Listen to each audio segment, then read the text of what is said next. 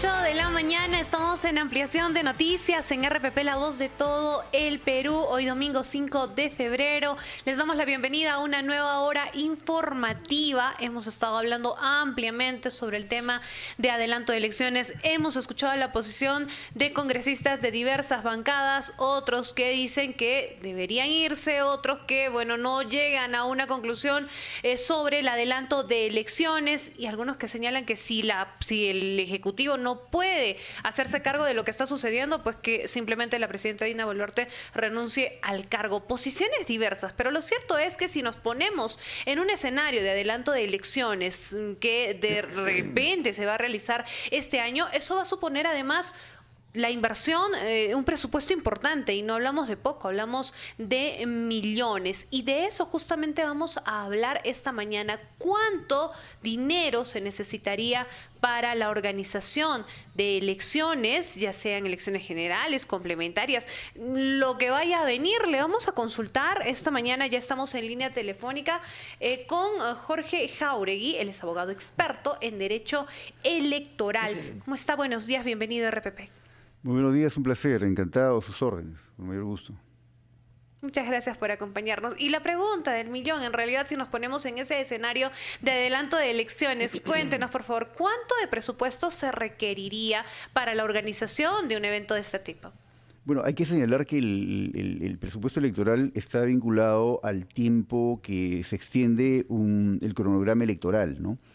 Y hay que decir que hacia el 2017 se hizo una reforma para extender el plazo, el periodo del proceso electoral de las elecciones generales, ¿no? Que originalmente se desarrollaba entre 120 y 150 días a un plazo de 270 días, ¿no? O sea, casi se duplicó. Entonces esto ha implicado un incremento del presupuesto, porque evidentemente mientras más tiempo tienen que estar instalados los jurados electorales especiales, las oficinas descentralizadas de procesos electorales, y se tiene que contratar personal para esas actividades, esto demanda un incremento del gasto público, ¿no?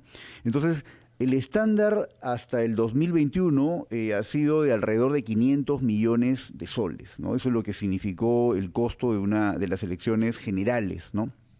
Hay que decir que las elecciones generales, es decir, las elecciones presidenciales y las elecciones parlamentarias, digo, no son las elecciones más caras del calendario electoral peruano, porque son elecciones que se desarrollan básicamente en el ámbito parlamentario, en los departamentos, y la elección presidencial, que es una elección única de ámbito nacional. Imagino que las regionales y municipales son las más caras. Son más caras porque tenemos una multiplicidad de distritos, ¿no?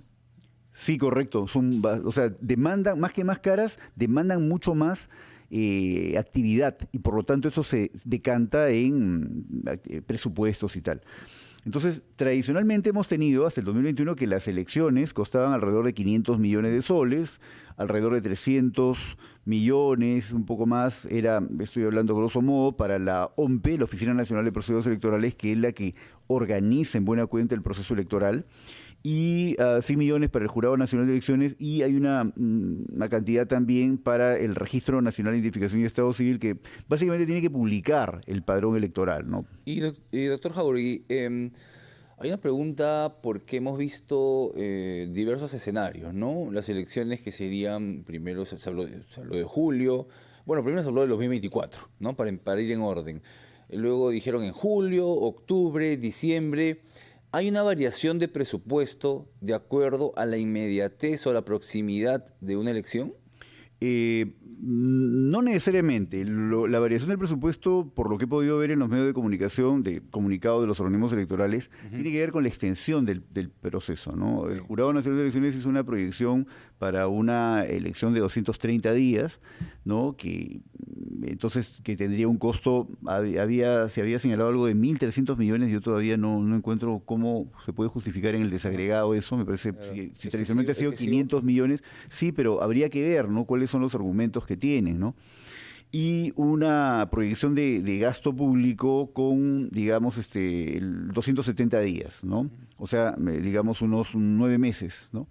Que estaría como alrededor de los 1.500. Yo creo que lo que tenemos claro es que tradicionalmente el gasto para las elecciones generales ha sido de 500 millones, ¿no?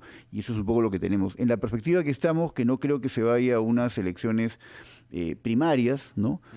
Porque con que hagamos unas elecciones internas, digamos, organizadas por los organismos electorales y además con un sistema de votación directa, es decir, no a través de asambleas de delegados que le dan un enorme poder a los dirigentes Y con más de un candidato al menos, ¿no? Correcto. No con listas únicas. Exacto, ¿no? Si tenemos direccionadas. esas reglas, sí significaría una mejora sustantiva, ¿no?, de la dinámica en los partidos. Solamente para dejarle una última pregunta y darle paso a Carlos, a Noemí.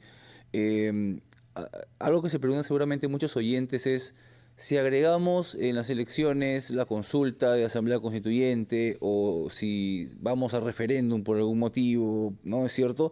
¿Esto incrementa el gasto en elecciones o lo deja igual? Mire, no sustantivamente, porque el costo fundamental del proceso electoral está en la instalación de los jurados electorales especiales y las oficinas descentralizadas de procesos electorales, es decir, instalar órganos electorales temporales. Y si ya tenemos instalados estos órganos temporales electorales para las elecciones presidenciales y las parlamentarias, ya no implica una cosa sustantiva agregar una cédula más para un referéndum. No hay mucha diferencia. No hay mucha diferencia, ¿no? Es poco significativo. Sí, doctor Jáuregui, muy buenos días. Le saluda Carlos González desde la ciudad de Trujillo. Muy buenos días. ¿Cómo se solicita, cuál es el procedimiento para la aprobación y para determinar con precisión el presupuesto que se requiere para un proceso electoral?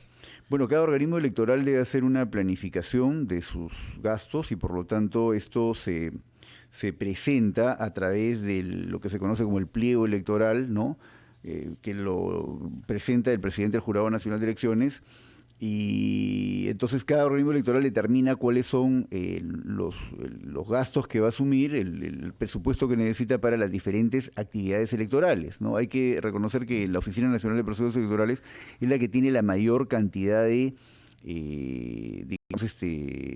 carga de actividades porque organiza todas las etapas administrativas del proceso electoral, pero en el caso del Jurado Nacional de Elecciones también hay una actividad intensa, ¿no?, que a veces no se visibiliza, ¿no?, que tiene que ver con las actividades de fiscalización y las actividades sobre todo de administración de justicia, ¿no?, el conjunto de impugnaciones. Entonces hay ahí un conjunto de actividades que deben ser valoradas y deben ser incluidas en un presupuesto que debe ser presentado por el Jurado Nacional de Elecciones, por el presidente del Jurado Nacional de Elecciones, al Poder Ejecutivo, ¿no?, y al Parlamento respectivamente. Doctor Jáuregui, ya para cerrar, ¿existe el presupuesto necesario ahora? Si nos ponemos en el caso de que ya vienen las elecciones, podría pasar, no lo sabemos, pero ¿tenemos el dinero suficiente? Mire, es un tema que no corresponde a la especialidad de materia electoral, eso tendría que decirlo el Ministerio de Economía. A mi juicio sí hay los recursos, lo que estamos viendo es una escasa voluntad política más bien para procesar el conflicto, el bloqueo que hay ahora para no ir a un recorte de mandato, una forma constitucional para el recorte del mandato parlamentario y presidencial e ir a unas elecciones adelantadas, no tiene que ver con dificultades en el ámbito del derecho electoral. Hay varias posibilidades, ¿no?, como lo ha planteado el propio Jurado Nacional de Elecciones, una más corta de 230 días, una de 270 días, opciones, ¿no? Hay, me parece, presupuestos, es posible encontrar presupuestos, lo que no hay es voluntad política de canalizar este conflicto que es el más grave que tiene el país, la democracia peruana, ¿no? Por lo menos en estos últimos 20 o 30 años, y no hay voluntad política de canalizar, de escuchar a los ciudadanos, y básicamente yo diría que ahí está concentrado el conflicto, ¿no? Esto es muy complejo porque no es un fenómeno reciente, ¿no? Es un fenómeno que viene del 2016, cuando se produjo una mayoría parlamentaria artificial de sectores radicales que bloquearon un gobierno constitucional como el del señor Kuczynski y empieza un desastre, un asalto a la democracia peruana que lamentablemente ya va cobrando cerca de 60 personas asesinadas, ¿no?, sin que la representación tenga una mínima reacción coherente con el grado de sufrimiento y el grado de afectación a los derechos humanos y al régimen democrático, ¿no? En el Perú a veces se estila mucho señalar que tenemos una discusión entre izquierdas y derechas, y a mi juicio eso es, digamos, no grafica realmente lo que está pasando. En el Perú tenemos una discusión entre sectores autocráticos que pierden elecciones y asaltan el poder a través del Parlamento y de otros componentes, y sectores democráticos minoritarios que resisten y que no logran tener éxito, ¿no? Entonces, el Perú está pasando por eso, por una dinámica ya de orientación autocrática, y ese es el problema que tenemos.